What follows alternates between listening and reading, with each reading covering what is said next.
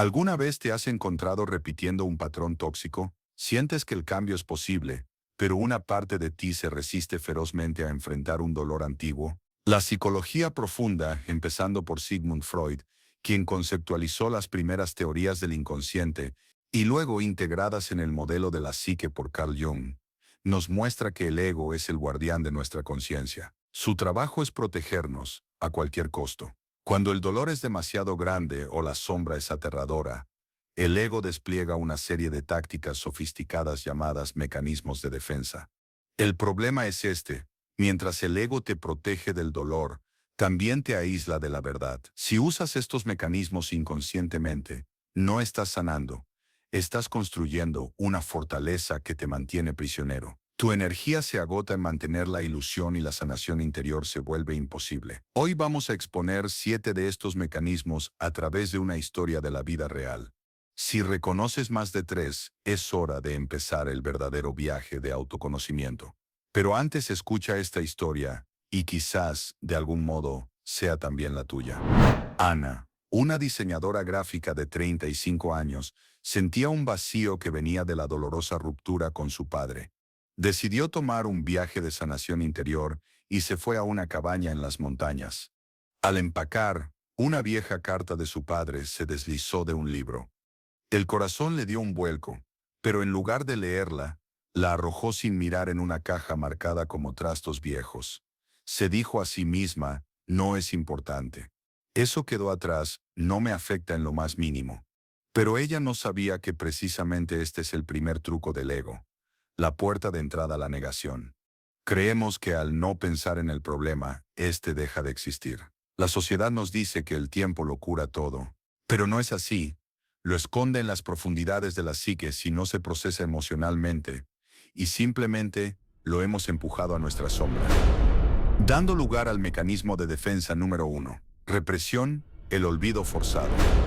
Pero el dolor no desaparece, solo se almacena, como ocurrió con Ana. Y cuando la presión se vuelve insoportable, el ego tiene un interruptor de emergencia para llevarnos a un lugar seguro. Y aquí viene el mecanismo número 2, regresión, el refugio infantil. Volvamos a Ana.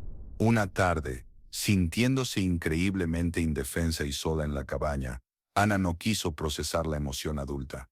Se acurrucó bajo un edredón, encendió su programa de dibujos animados favorito de la infancia y comió galletas con leche, ignorando mensajes importantes. Volvía a ser la niña, donde el dolor era manejable y los adultos se encargaban de todo. Evitaba enfrentar su necesidad de autosostén emocional como adulta. Y cuando volvemos de ese refugio infantil, sentimos una culpa nebulosa. Para compensarla y evitar el verdadero trabajo de afrontamiento, el ego busca una forma de limpiar su registro. Precisamente este es el mecanismo número 3, deshacer o anulación, la compensación excesiva. Al día siguiente, sintiéndose culpable por su día perdido y por su dolor no resuelto, Ana se lanzó a una frenética actividad altruista. Gastó una cantidad considerable de dinero, comprando víveres para un refugio de animales, y pasó horas limpiando jaulas. Esta compensación era su intento inconsciente de anular o revertir su culpa interna, buscando ser buena para no mirar la herida real. Pero todo este drama emocional es agotador, y es aquí donde el ego despliega su arma más fría: separar la emoción del hecho para observarlo desde lejos. Y justamente este es el mecanismo de defensa número 4, aislamiento, la distancia emocional. Ana se unió a un grupo de terapia. Cuando le tocó compartir su historia, habló de la ruptura familiar con un tono frío y analítico. Describió los hechos cronológicamente, como si hablara del clima. Él hizo A, luego yo hice B, resultando en C. Había aislado la experiencia de su carga afectiva, negándose a conectar con la tristeza o la rabia de su sombra. Y lo más trágico de todo no es quedarse aislado del dolor, sino lo que sucede cuando, inevitablemente, el dolor se cuela. ¿A quién crees que atacamos para evitar enfrentar la rabia dirigida a la fuente original? La respuesta la tiene el mecanismo de defensa número 5, inversión o volverse contra uno mismo, la autoculpa. Al darse cuenta de que su padre también podía haber sufrido en la ruptura, Ana se sintió incómoda con la complejidad.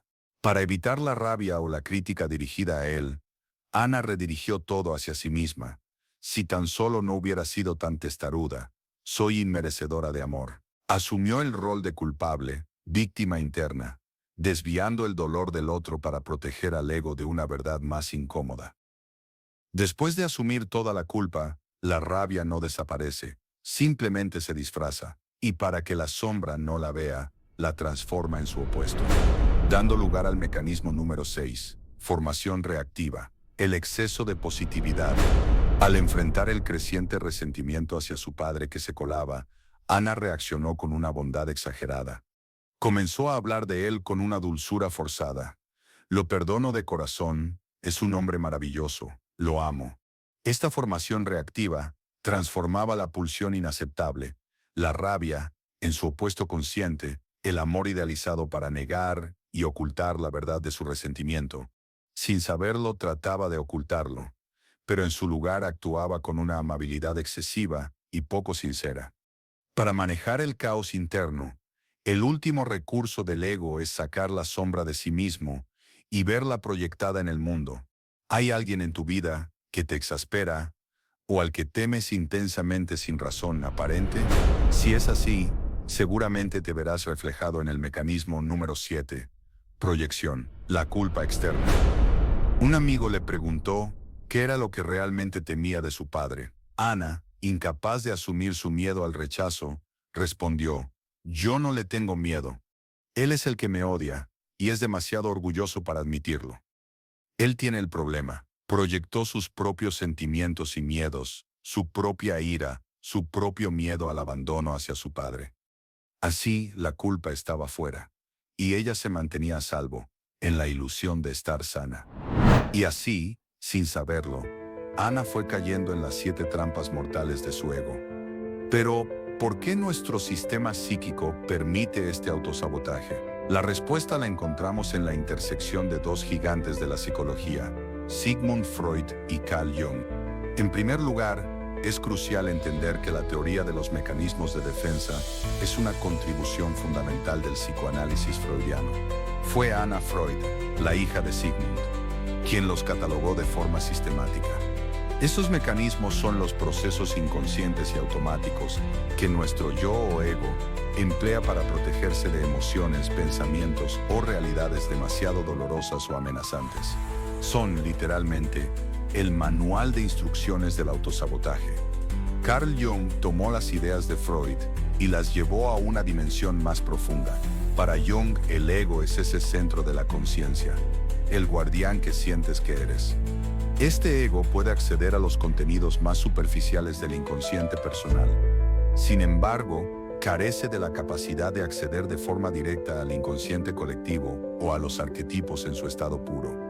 En su lugar, estos se le revelan mediante símbolos, sueños e intuiciones. Esto nos lleva a la pregunta crucial: ¿de qué se defiende exactamente este guardián? La respuesta de Jung fue la sombra.